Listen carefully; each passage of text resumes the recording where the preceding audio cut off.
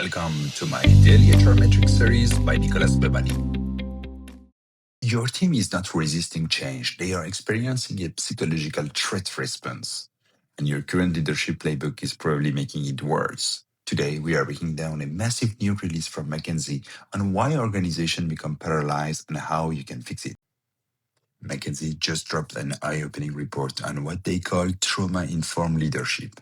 When implementing AI or organizational shifts, leaders constantly complain about resistance, but McKinsey found this is actually unmetabolized fear.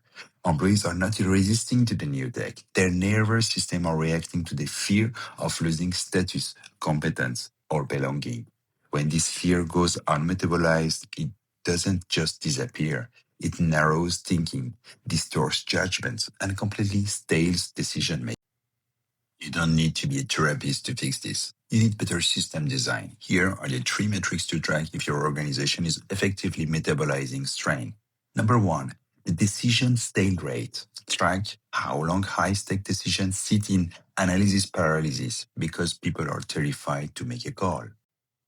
The Avoidable Friction Index measures the predictability of your operations by looking at how many unnecessary approval layers are draining your team's cognitive load.